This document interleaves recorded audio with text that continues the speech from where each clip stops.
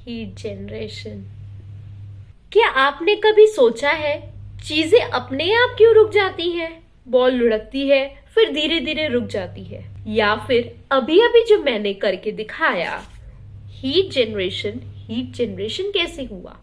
तो आंसर है friction. Friction एक ऐसी फोर्स है जो मोशन को अपोज करती है। जब दो सर्फेसेस एक दूसरे को टच करते हैं, उनके बीच माइक्रोस्कोपिक अनइवननेस होती है, यानी टाइनी बम्प्स एक दूसरे को रोकते हैं और वहीं से फ्रिक्शन पैदा होता है। अब फ्रिक्शन भी कई टाइप का होता है। स्टैटिक फ्रिक्शन, जब ऑब्जेक्ट मूव करने की कोशिश करता है, जैसे दीवार के साथ टिका हुआ लैडर यानी सीढ़ी। दीवार और लैडर के बीच जो स्टैटिक फ्रिक्शन होता है वो लैडर को गिरने से बचाता है। अब आप सभी जूनियर लीडर्स के मन में ये सवाल जरूर आ रहा होगा कि लैडर तो रेस्ट पर है, फिर वो कैसे गिरेगी? तो मैं आपको क्लियर कर दूं, ग्रेविटी एक ऐसा फोर्स है जो सबको नीचे खींचता है अपनी ओर। अब दूसरा है स्लाइडिंग फ्रिक्शन, जब वो सरफेस पर फिसलता है, जैसे जब हम स्लाइड झूले पर से नीचे आते हैं, तब हमारा बॉडी और स्लाइड के सरफेस के बीच स्लाइडिंग फ्रिक्शन लगता है। यानी फ्रिक्शन हमारी स्पीड को कंट्रोल करता है ताकि हम बहुत फास्ट स्लिप ना करें। और अब बात करते हैं हम रोलिंग फ्रिक्शन की। जब कोई ऑब्जेक्ट रोल करता है, घूमता है, जैसे टायर या बॉल, तो उसके मोशन को अपोज करने वाली फ्रिक्शन स्लाइडिंग फ्रिक्शन से बहुत कम होती है। जैसे कि फुटबॉल या बास्केटबॉल, जब बॉल फ्लोर पर रोल करता है, फ्रिक्शन कम होती है, इसीलिए इजीली रोल होता है। स्केटबोर्ड या रोलर स्केट्स ही देख लीजिए, व्हील्स के थ्रू रोलिंग फ्रिक्शन होती है, स्लाइडिंग फ्रिक्शन के मुकाबले कम एनर्जी लगती है। आपके गिफ्ट पॉइंट में ऐड करूं तो स्लाइडिंग में ज्यादा सरफेस कांटेक्ट होता है तो ज्यादा फ्रिक्शन हुआ। रोलिंग में सिर्फ छोटी कांटेक्ट पॉइंट होती है तो फ्रिक्शन कम होती है। इन्हीं पॉइंट्स के साथ ये भी याद रखना दोस्तों, स्टैटिक फ्रिक्शन हमेशा स्लाइडिंग फ्रिक्शन से ज्यादा होता है। इसीलिए किसी चीज को चलाना मुश्किल है, पर एक बार चल जाए तो चलते रहना आसान है।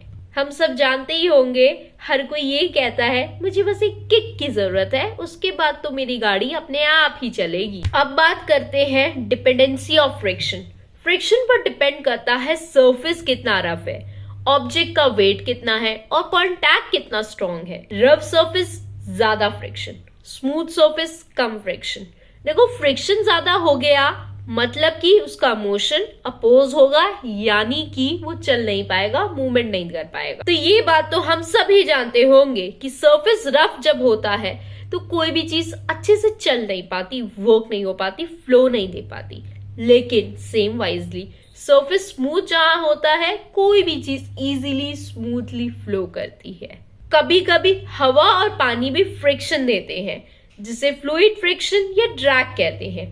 इसलिए एयरप्लेन और फिश का शेप स्ट्रीमलाइंड होता है ताकि ड्रैग कम हो और स्पीड बढ़े। तो दोस्तों, फ्रिक्शन के बिना हम चल नहीं सकते, लिख नहीं सकते, ब्रेक नहीं लगा सकते, यानी ये हमारा दोस्त है।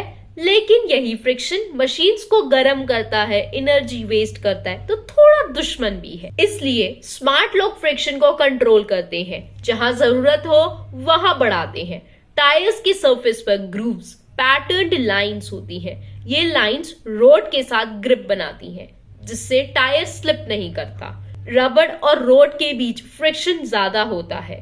इससे रिजल्ट क्या मिला? कार रोड पर मजबूती से चलती है, ब्रेक लगने पर नहीं फिसलती। और जहां नुकसान हो वहां कम करते हैं ऑयल या ग्रीसिंग बॉल बियरिंग्स के थ्रू, यानी कि ऑयल और ग्रीस से फ्रिक्शन कम करना। लुब्रिकेशन प्रोसेस, जब दो मेटल पार्ट्स जैसे इंजन के अंदर एक दूसरे से रब करते हैं तो फ्रिक्शन ज्यादा होता है, हीट और एनर्जी का डैमेज, नुकसान होता है। तो इसे ऑयल या ग्रीस लगाने से उनके बीच एक स्मूथ स्लिपरी लेयर बन जाती है। अब मेटल मेटल कांटेक्ट कम होता है, फ्रिक्शन रिड्यूस, हीट कम और पार्ट स्मूथ चलते हैं। एग्जाम्पल के नाम पर इंजन के गियर्स, साइकिल का चेन, फैन के मोटर में ऑयल ग्रीस लगाते हैं। बॉल बियरिंग से फ्रिक्शन कम करना, जब एक ऑब्जेक्ट दूसरे पर स्लाइड करता है तो फ्रिक्शन हाई होता है। बॉल बियरिंग्स छोटी गोल गोलियां यूज करते हैं ताकि स्लाइडिंग के बदले रोलिंग मोशन हो, और rolling friction is always lesser than sliding friction. Movement easily हो जाता है। तो फ्रिक्शन न गुड है न बैड, बस एक जरूरी बैलेंस है नेचर का। अब बताओ कमेंट्स में, तुम्हारे हिसाब से फ्रिक्शन ज्यादा हेल्पफुल है या ट्रबल मेकर? और ये फ्रिक्शन का कंसेप्ट समझ आया हो तो वीडियो को लाइक करें, शेयर करें और सब्सक्राइब करना ना भूलें, क्योंकि ऐसे ही डिफिकल्ट कंसेप्ट्स को इजी फन वे में आयु पाठशाला समझाता रहेगा।